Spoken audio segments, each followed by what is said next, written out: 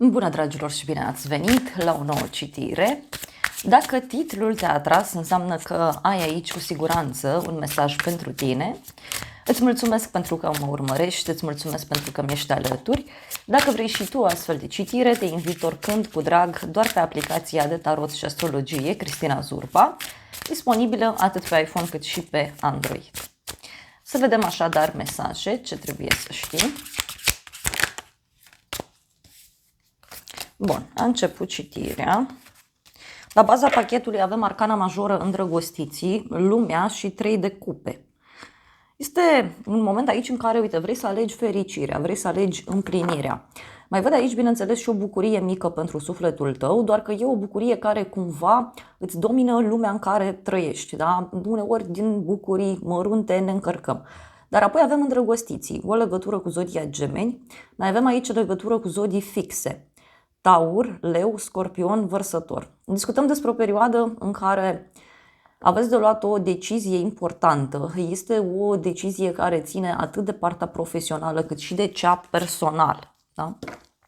Pentru unii poate are legătură cu o relație, da, care a stagnat, o relație în care, știu eu, poate au fost sacrificii, poate cineva a abordat lucrurile într-un mod superficial, da, sau într-un mod copilăros. Pentru că văd aici un blocaj care stagnează de mult timp, iar lumea reprezintă clar o închidere karmică, o eliberare karmică.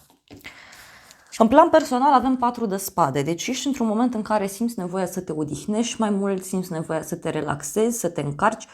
4 de spade, bineînțeles, poate să însemne și o perioadă în care trebuie să vezi lucrurile mai clar. Este o perioadă în care știi ceea ce îți dorești. Apoi avem Marele Preot, o conexiune cu zodia Taur.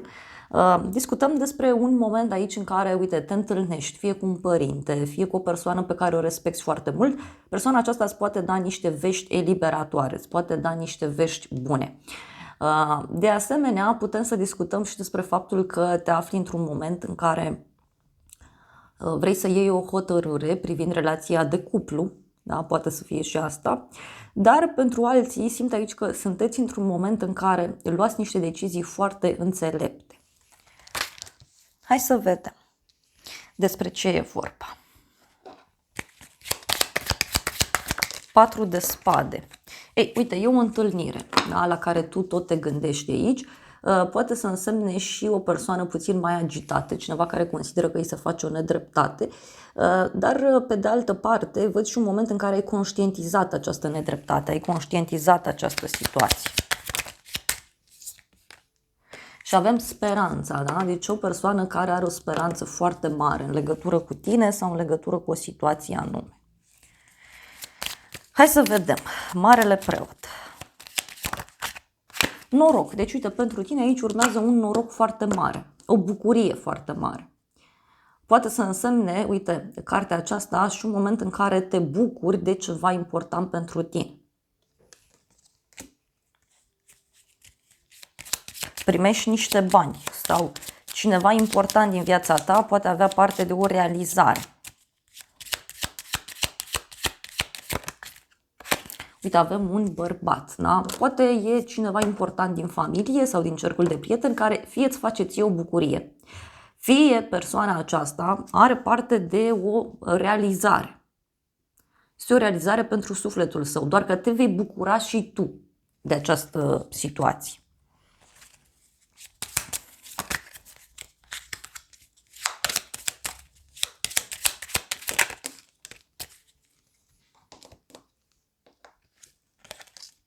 Și avem cearta și preotul. Situația aceasta are legătură și cu o ceartă, da? Sau cu o discuție în contradictoriu. E vorba de o situație aici puțin agitată. Hai să vedem în continuare. Avem Regina de Cupe, o conexiune cu o zodie de apă, Rac, Scorpion sau Pești.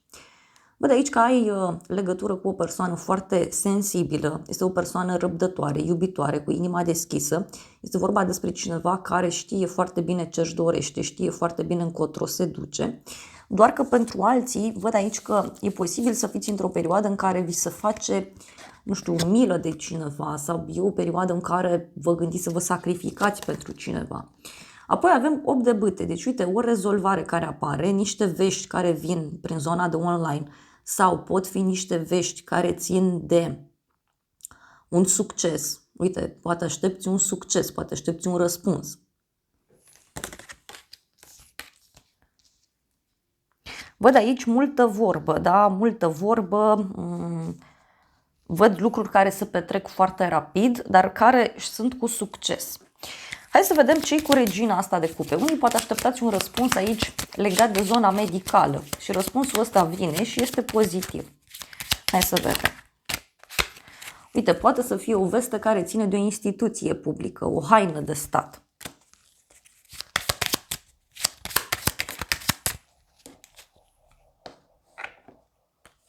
Uite, și avem dragostea, deci e o veste pozitivă.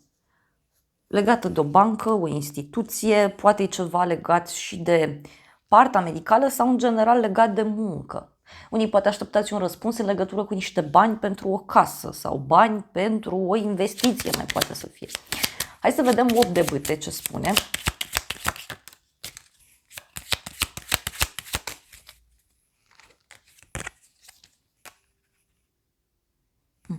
Deci aici, uite, niște vești pozitive pe care eu le văd. Sunt niște vești pe care le primești foarte rapid, doar că veștile acestea așa rămân. Cumva răspunsul ăsta rămâne bătut în cuie, răspunsul ăsta rămâne sigur. Și e sfârșitul unei perioade de falsitate, da? De minciuni. Mai vreau o carte.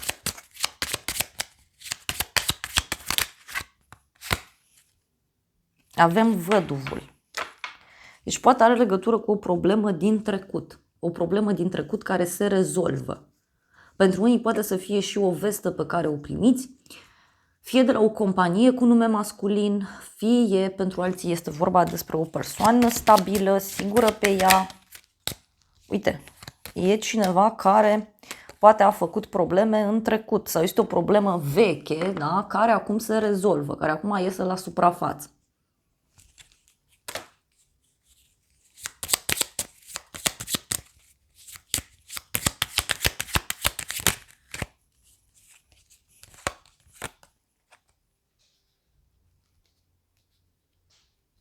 E cineva aici cu părere de rău, este adevărat.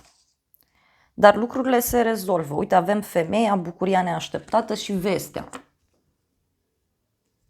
Deci dacă ești femeie, este vorba despre o bucurie neașteptată pentru tine. Dacă ești bărbat, este vorba despre o bucurie pe care o ai de la această femeie. Poate să fie o colegă de la muncă, poate să fie partenera, poate să fie cineva din familie.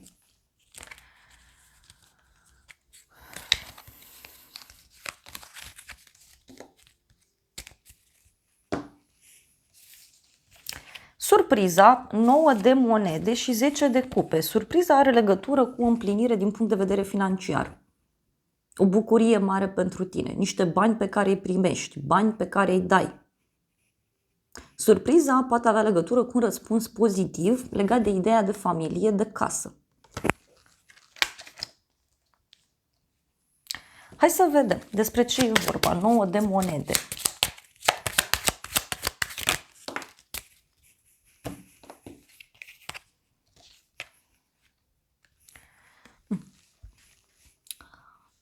E ca și cum e nevoie să te uiți prin niște acte sau e nevoie să interoghezi pe cineva, să întrebi ceva. Și răspunsul aici este pozitiv. Pentru unii poate să însemne și că surpriza are legătură cu o veste trăsnet legată de o relație. Descoperi ceva. Hai să vedem. 10 de cupe, ce spune. Justiția. Deci se face dreptate pentru casa ta. Unii poate rezolvați ceva important legat de o moștenire, legat de o sumă de bani. Mai vreau o carte. Avem relația. Deci e ceva legat de o relație aici. Sau e ceva legat de o colaborare importantă.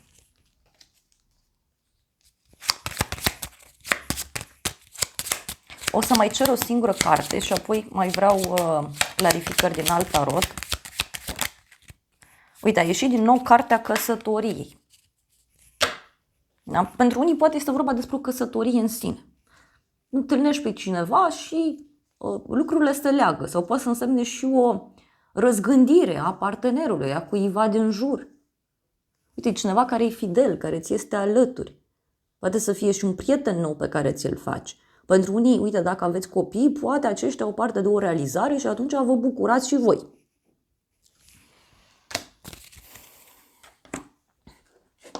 Hai să vedem ce spune acest tarot cu surpriza. Că e o surpriză foarte frumoasă, simt eu, dar vreau să văd mai multe detalii. Ok, a ieșit hoțul, femeia tânără, norocul și doctorul.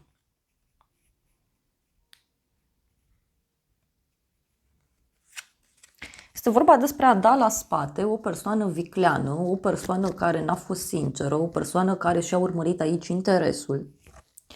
Și apoi avem norocul și doctorul. Deci e ca și cum se rezolvă ceva, ca prin magie. Poate e ceva legat de bani, poate e ceva legat de o însănătoșire a cuiva.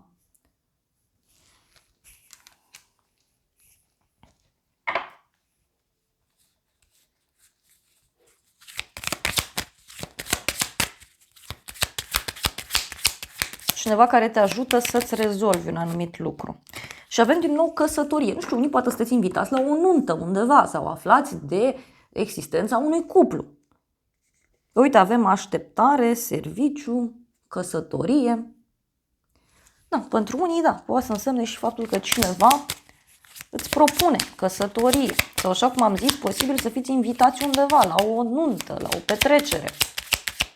Dar poate avea legătură și cu ideea de înțelegere, da? Faci o înțelegere cu cineva.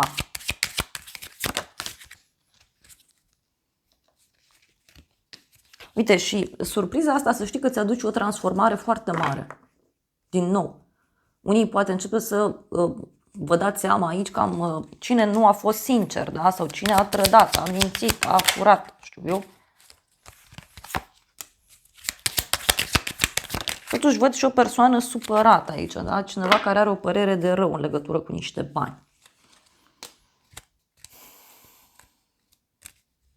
Cineva care pur și simplu e disperat, că e ca și cum e lăsat în aer, da? Sau nu e clarificat, nu e ajutat. Hai să mai vedem o carte din acest tarot.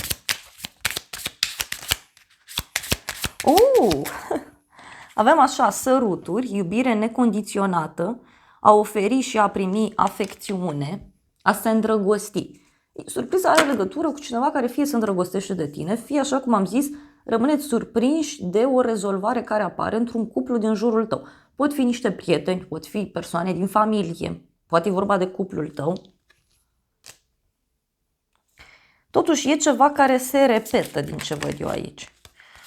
Și a ieșit așa, sicriul, atenție, un sfârșit care aduce noi începuturi, creștere, schimbare, eliberare, tranziție, deci e vorba și de a finaliza ceva, iar apoi avem angajament, parteneriat, eternitate, uniune. Deci are legătură și cu un angajament, un cuplu, o relație serioasă.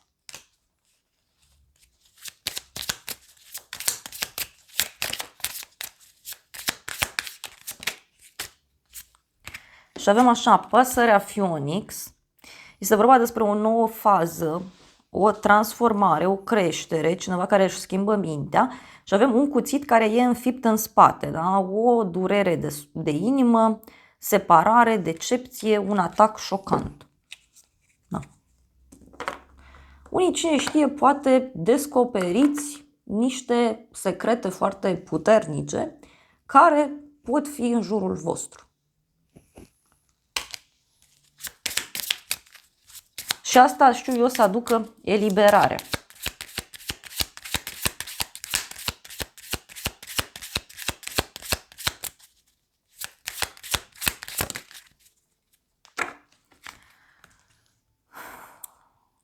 relația se termină, nu mai există o șansă, creștere și transformare în viața ta. Deci eu cred că are legătură cu o relație care se închide și trece într-o nouă fază. Sau relație poate să însemne și prietenie, colaborare. Unii poate auziți de cineva din jurul vostru că trece printr-o astfel de situație. Uite, e cineva care își asumă un risc. Ia să vedem ce spune și acest oracol.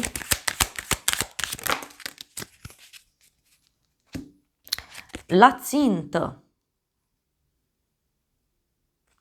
Urmează-ți calea. Da? Deci surpriza are legătură cu faptul că reușești să țintești sus, reușești să-ți îndeplinești un anumit obiectiv. Și avem elemente. Elementele foc, aer, pământ și apă combinate sunt foarte puternice, îți oferă protecție și legături. Avem așa, spirit, minte, fizic și emoție. Deci, e ca și cum aici sunt lucruri care se rezolvă din mai multe direcții. Avem cifra 4 foarte importantă, care reprezintă stabilitate, reprezintă reguli, reprezintă ceva serios. Deci o hotărâre aici. Și avem magic. Se spune să respecti anumite reguli pentru a-ți îndeplini scopul, dar fix la țintă, adică tu îți dorești să țintești ceva și reușești. Și uite, avem așa, fericire în dragoste, o bucurie, o relație stabilă și prieteni buni. Iar apoi avem felicitări, ci că acesta este un simbol care creează noroc. Evenimente frumoase, uite, îl poți privi, te poți conecta la el.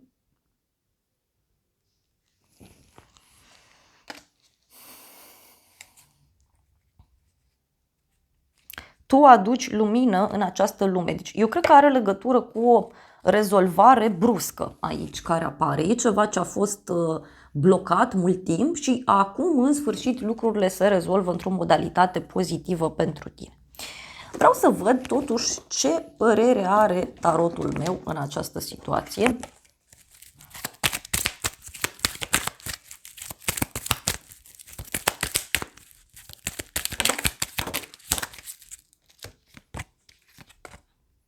E o persoană care te dorește și care este înlăcrimată, care e supărată. Și avem, ești lăudat, onorat și noutăți plăcute. Deci niște vești bune care apar. Cineva care, uite, vrea să te revadă, să-ți dea o veste eliberatoare. Și avem așa, un noroc mare și persoană vicleană. Poate să fie un noroc mare pe care îl ai prin faptul că afli despre o persoană vicleană. Da? Despre o persoană care nu-i sau n-a fost sinceră, a mințit, ceva a făcut. Și tocmai că afli lucrul ăsta, uite, mi-apare bucuria mare. Un cadou cu dragoste sinceră, cineva care vrea să te revadă. Uite, văd aici un bărbat mai tânăr.